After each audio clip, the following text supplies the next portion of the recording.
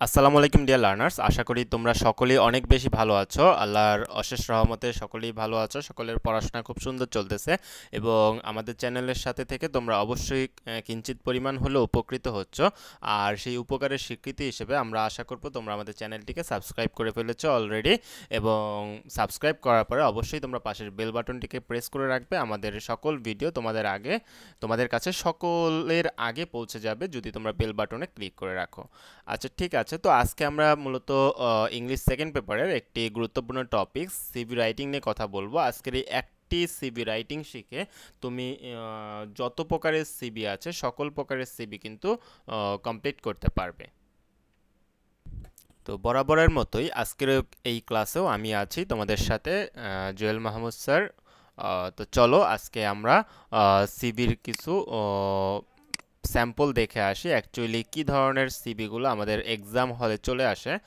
তো চ্যানেলটিকে অবশ্যই সাবস্ক্রাইব করার জন্য অনুরোধ রইল। আর যারা হচ্ছে আমাদের ভিডিওটি দেখে সামান্য উপকৃত হবে তারা অবশ্যই একটু কমেন্ট করে জানিয়ে দিবে যে ভিডিওটি কেমন হলো, আর তোমরা কেমন প্রত্যাশা করো এটাও জানাবে। বা কোনো ধরনের যদি তোমাদের ক্লাস দরকার পড়ে যে অমুক টপিক্সের উপর ক্লাস দিলে আমাদের ভালো হয়, তাহলে আমরা যে কোনো সাবজেক্টের সেই টপিক্সের উপরে আমরা ভিডিও টিউটোরিয়াল করে দেওয়ার চেষ্টা করব।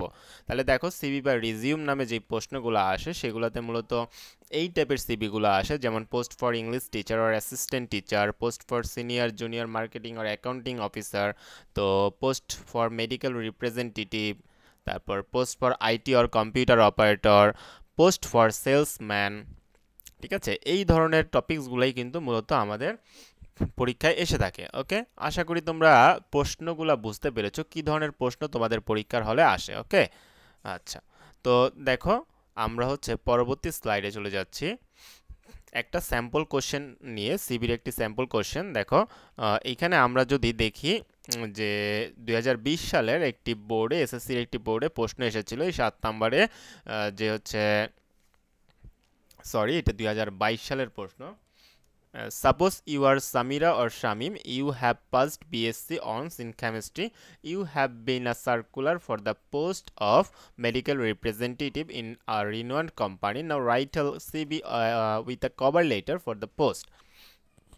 আচ্ছা, এখানে কিন্তু তোমার দেখো, এখানে কিন্তু নামটা উল্লেখ করে দিয়েছে, তাহলে এই নামই তোমাকে ইউজ করতে হবে এবং তুমি ফাদার্স নেম মাদার্স নেমে যে কোনো কিছু ইউজ করতে পারো। আচ্ছা, তুমি বিএসসি পাস করেছো, বিএসসি অনার্স ইন কেমিস্ট্রি, তোমার সাবজেক্ট এবং তোমার পাশের একাডেমিক পাসটা কিন্তু তোমার এখানে দিয়ে দিয়েছে, তাইলে তোমাকে এইটাই ইউজ করতে হবে। ওকে, আচ্ছা। তো আমি একটা স্যাম্পল কোয়েশ্চেন তোমাদেরকে দেখিয়ে দিচ্ছি। তো এই স্যাম্পল কোয়েশ্চেনই মূলত তোমাদেরকে তোমরা এই স্যাম্পল কোশ্চেনটা ইউজ করে অলমোস্ট সবগুলা সিভি, অলমোস্ট কিসের সব সিভি তোমরা লিখতে পারবে। ওকে, তো চলো সকল সিভি আমরা দেখে ফেলি একটা জাস্ট ফরম্যাটের মাধ্যমে। ডিয়ার লিসেনার্স, দেখেন, আমরা এখানে প্রথমেই সিভির শুরুতেই যেটা রাখবো সেটা হচ্ছে ডেটটা আমরা এখানে লিখব। তারপরে দ্য ম্যানেজিং ডিরেক্টর অথবা হেডমাস্টার অথবা প্রিন্সিপাল, যদি কোনো কোম্পানিতে আসে তাহলে ম্যানেজিং ডিরেক্টর, আর যদি কোনো স্কুলের টিচার নিয়োগে আসে, যেমন English teacher, math teacher, Bangla teacher, এই ধরনের কোনো পোস্টে আসলো তাহলে তোমাকে হেডমাস্টার ইউজ করতে হবে স্কুলে।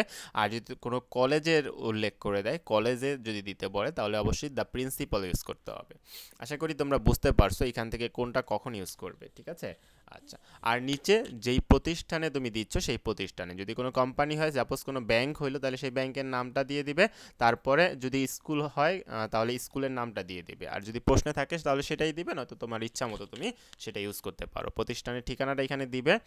তারপরে subject always application for the post of, এটা সবসময় ঠিক থাকবে। এইখানে এই স্থানটাতে তুমি তোমার টপিক্সের নামটা উল্লেখ করবে। ওকে, আশা করি তোমরা বুঝতে পারছো। এই স্থানে তোমরা তোমাদের বিষয়ের নাম, যেমন application for the post of an English teacher, application for the post of a medical representative. Okay, আচ্ছা।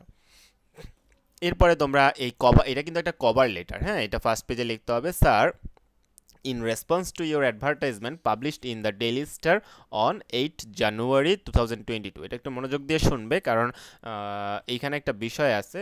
আমি একটু পরেই বলে দেব। I in response to your advertisement publish in the Daily Star on 8 January 2020 মানে 22 মানে 2022 সালের 8 জানুয়ারি দ্য ডেইলি স্টার পত্রিকায় আপনার একটা বিজ্ঞাপন দেখেছিলাম।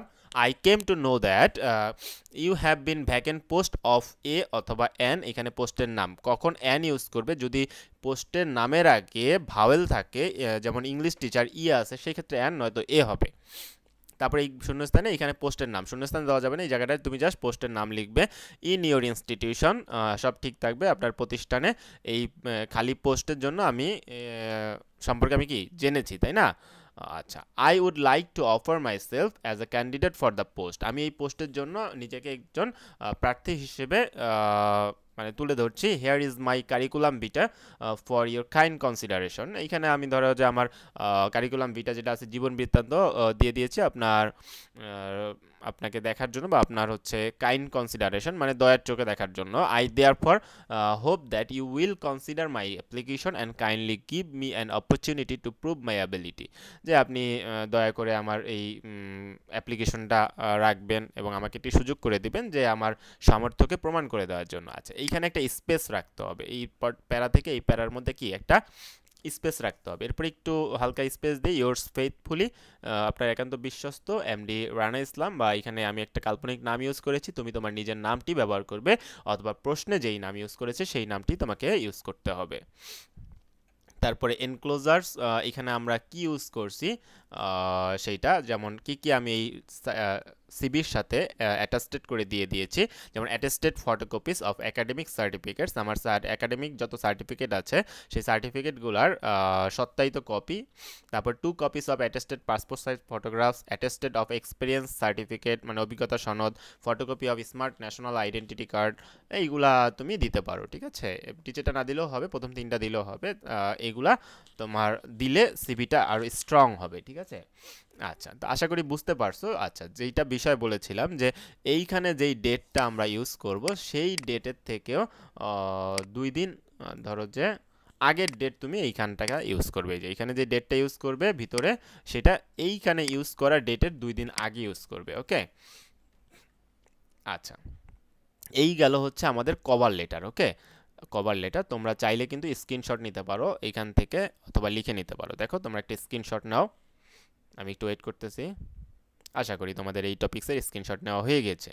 এরপরে আমি বাকিটুকু আবার দিচ্ছি, হ্যাঁ এতটুকুর আবার স্ক্রিনশট, হ্যাঁ দাঁড়াও আমি একটু প্লেস করে দিচ্ছি, হ্যাঁ এবার এতটুকুর স্ক্রিনশট নাও। ওকে ডিয়ার লার্নার্স, আশা করি তোমাদের স্ক্রিনশট নেওয়াটি হয়ে গিয়েছে কভার লেটারের সম্পূর্ণ। খাতায় লিখবে এবং পড়ার পরে তোমাদের কেমন লাগলো সেটা অবশ্যই আমাদের কমেন্ট সেকশনে জানিয়ে দিবে। আচ্ছা, এরপরে দ্বিতীয় পেজে তুমি চলে আসবে কারিকুলাম ভিটা। আর একটা জিনিস খেয়াল রাখবা, যদি তোমরা কিন্তু এই যে এইখানে যেই পেজটার নিচে জায়গা আছে এইখান থেকে শুরু করবে না, তোমরা এমন একটা পেজে শুরু করবে, যেমন তোমরা যেই অ্যাপ্লিকেশন বা লেটার লেখো বাম পাশের পেজ থেকে শুরু করে ডান পাশের পেজে যাও, ওই ধরনের একটা পেজে তোমরা এটা লিখবা। কভার লেটার বাম পাশে লিখবা আর এইটা ডান পাশে লিখবা। এটা এক পেজের বেশি কিন্তু লেখা যাবে না। এইখানে লিখবা কারিকুলাম ভিটা, দেন তোমার নামটা যেটা উপরে এই যে কভার লেটারে আমরা এখানে ইউজ করেছি সেই নামটা আমরা এখানে দিয়ে দিব। তুমি তোমার নিজের নাম ইউজ করবে, আমি একটা কাল্পনিক নাম ইউজ করছি। তারপর এখানে হচ্ছে ঠিকানা আমি দিয়ে দিয়েছি, তারপর এখানে ইমেল দিয়ে দিয়েছি যেমন রানা ইসলাম, তুমি তোমার নামে ছোট হাতের অবশ্যই হবে, তারপর একটা নাম্বার দিয়া @gmail.com। আচ্ছা, এরপরে পার্সোনাল ডিটেলস লিখবে। এখন তোমার নাম তো তুমি উপরে লিখেই দিয়েছো, আবার নিজের নাম লেখার দরকার আছে। এরপরে বাবার নাম, আমি এখানে কাল্পনিক নেম ইউজ করেছি, তুমি তোমাদের বাবার নেম, মায়ের নাম, বা তুমি কাল্পনিক যে কোনো নাম ইউজ করতে পারো। ফাদার্স নেম, মাদার্স নেম এগুলো ইউজ করবা। প্রেজেন্ট অ্যাড্রেস, পার্মানেন্ট অ্যাড্রেস, এই ক্ষেত্রে তোমার অ্যাড্রেস লেখার ক্ষেত্রে প্রথমে গ্রাম লিখবে, তারপরে হচ্ছে পোস্ট অফিস, তারপরে হচ্ছে থানা, তারপরে হচ্ছে জেলার নাম, ওকে? তারপরে কন্ট্যাক্ট নাম্বার তুমি 5টা নাম্বার এখানে অ্যাড করে, তারপরে বাকি থাকে কটা 6টা, এই 6টা তুমি স্টার দিয়ে দিবে। আচ্ছা, ডেট অফ বার্থ জন্ম তারিখ, তুমি তোমার জন্ম তারিখটা এখানে দিয়ে দিবে, অবশ্যই 1998 বা 97 এরকম একটা সাল তুমি এখানে ইউজ করবে, 97 থেকে 98। এর বেশি যেমন 2000-এর পর কিন্তু ইউজ করো না, তাহলে কিন্তু হিসাবে মিলবে না। তারপর রিলিজিয়ন ইসলাম, কেউ মনে কষ্ট নেবেন না, যারা অন্য ধর্মাবলম্বী ভাই বোনেরা আমার ভিডিওটি দেখবেন, আপনারা আপনার ধর্মের নাম এখানে লিখে দেবেন। হিন্দু, বুদ্ধিস্ট যারা আছে যেই ধর্মের, সেই ধর্মের নাম এখান থেকে লিখে দেবেন। আমরা প্রত্যেক ধর্মকে শ্রদ্ধার বরে স্মরণ করব, প্রত্যেক ধর্মকেই শ্রদ্ধা করব, কোনো ধর্মকে হেয় প্রতিপন্ন করব না, কোনো ধর্মের প্রতি খারাপ মন্তব্য করব না। ঠিক আছে, প্রত্যেক ধর্মই পবিত্র, প্রত্যেক ধর্মই মহান এক ঈশ্বর আল্লাহ তাআলার বাণী কিন্তু প্রচার করে, তাই না? আচ্ছা আচ্ছা, তারপর ন্যাশনালিটি হচ্ছে বাংলাদেশি, বাংলাদেশি। তারপর ব্লাড গ্রুপ, তোমার এখানে ব্লাড গ্রুপটা ইউজ করবে, আমি একটা ব্লাড গ্রুপ ইউজ করেছি। Marital status unmarried or married, যেটা তুমি ইউজ করো। এডুকেশনাল কোয়ালিফিকেশনস, এখানে এক্সাম, ইয়ার, গ্রুপ অথবা সাবজেক্ট, তারপর board, university, GPA or CGPA use করবে। দেখো শুরুতে এসএসসি, এইচএসসি, বিএ, এমএ। তো এসএসসি আমি দিয়েছি 2014 সাল, তার 2 বছর হবে হচ্ছে 2 বছর পরে হবে এইচএসসি, মনে রাখবে। এসএসসির 2 বছর পরে এইচএসসি, তার 4 বছর পরে হচ্ছে, দেখো 4 বছর পরে হচ্ছে বিএ, আর 1 বছর পরে হচ্ছে এমএ। আচ্ছা, আরেকটা জিনিস এখানে আমি বলবো, একটু পরেই বলতেছি। এইখানে দেখো আমি হিউম্যানিটিস ইউজ করেছি, মানে মানবিক বা আর্টসের শাখাকে বলা হয়। আমি হিউম্যানিটিস ইউজ করছি, তুমি কমার্স অথবা বিজনেস স্টাডিজ হচ্ছে কমার্স, আর সায়েন্স হলে তো সায়েন্স ইউজ করবে। বোর্ড হচ্ছে দুইটাই ঢাকা, জিপিএ 5 ইউজ করেছি। তারপর বিএ ইংলিশ ইউজ করেছি। এখানে তুমি যদি কোনো সাবজেক্টের টিচার হয়, টিচারের পোস্ট দেয় যে ইংলিশ টিচার লাগবে, তখন তোমাকে এখানে ইংলিশেই দিতে হবে। হ্যাঁ, বিএ এমএতে ইংলিশ দিতে হবে। ঢাকা ইউনিভার্সিটিগুলো সব সেম রাখবে। আচ্ছা, এইখানে যদি ধরো যে তুমি বিএসসি, যেমন আমাদের প্রশ্নে আসছে কি বিএসসি আসছে গত বছর, তো এইখানে যদি বিএসসি দাও আর ওইখানে সাবজেক্ট ছিল কেমিস্ট্রি, কেমিস্ট্রি এখানে দিতে হবে, তখন বাকিটা সব সেম থাকতো। আর এখানে হচ্ছে এমএসসি, এখানে যেহেতু বিএসসি পর্যন্ত দিয়েছিল, তাহলে কিন্তু তোমাকে বিএসসি পর্যন্ত এখানে লিখতে হবে। ওকে, আশা করি তোমরা বুঝতে পারছো। আচ্ছা, এক্সপিরিয়েন্স ইউজ করবে 2 ইয়ার্স, 1 ইয়ার, যা ইউজ করো। Computer skill, MS office, MS অফিসের মধ্যেই সব কিছু আছে। এমএস, তারপর ইমেল, ইন্টারনেট ব্রাউজিং, এগুলা তোমাদের কম্পিউটার স্কিল। তারপর ল্যাঙ্গুয়েজ স্কিল, তুমি বাংলা ইংলিশ ভালো জানো। রেফারেন্সে এখানে দুইজনের নাম ইউজ করতে হবে। আমি একটা নাম ইউজ করেছি, লেকচারার, সিটি মডেল কলেজ, মানে একজন টিচারের নাম উল্লেখ করলা, আর একটা হচ্ছে ব্যাংকার, ব্যাংকে চাকরি করে এমন একজনের নাম তুমি উল্লেখ করলা। ঠিক আছে, এখানে এই যেভাবে আছে তুমি সেভাবেই দিতে পারো। মোবাইল নাম্বার 5টা দেখা, 6টা আমরা স্টার্ট দিয়ে দিয়েছি, তুমিও পরীক্ষার হলে এভাবেই স্টার্ট দিয়ে দিবে, নো ম্যাটার।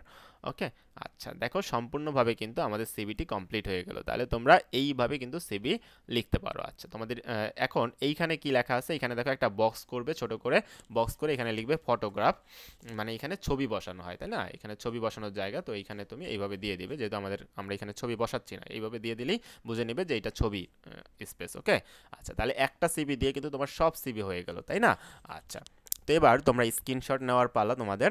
দেখো তোমরা শুরুর দিকে স্ক্রিনশট নেবে না, পুরাটা আমার যে কোনো জিনিসই তোমরা বুঝে নিবে, তারপর আমি স্ক্রিনশটের টাইম দেবো, তখন তোমরা স্ক্রিনশট নেবে।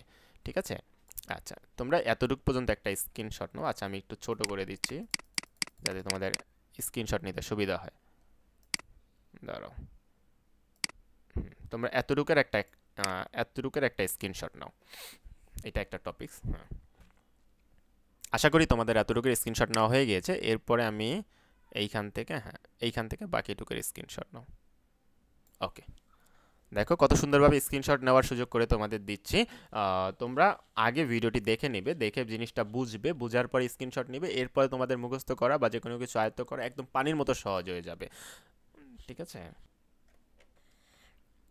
আশা করি আমরা তোমাদের কিঞ্চিত হলেও উপকার করতে পারতেছি। তো এই কারণ, আর তোমরা আমাদের ভিডিওগুলো খুব ধৈর্য সহকারে দেখতেছো, এই কারণে তোমাদেরকে অবশ্যই ধন্যবাদ জানাতে হয়। আর আমরা অনেক বেশি খুশি হব যদি তোমরা আমাদের চ্যানেলটিকে সাবস্ক্রাইব করো এবং লাইক কমেন্ট শেয়ার করো, তাহলে আমরা অনুপ্রাণিত হব এবং তোমার বন্ধুদের সাথে অবশ্যই শেয়ার করবে, যাতে তারাও তাদের জ্ঞানের পরিধিকে অনেক বেশি সমৃদ্ধ করতে পারে। মনে রাখবে, জ্ঞান আহরণ করা এবং জ্ঞান শেয়ার করলে জ্ঞান কিন্তু কমে না। ঠিক আছে, জ্ঞান যত তুমি দান করবে, জ্ঞান ততই তোমার বৃদ্ধি পাবে।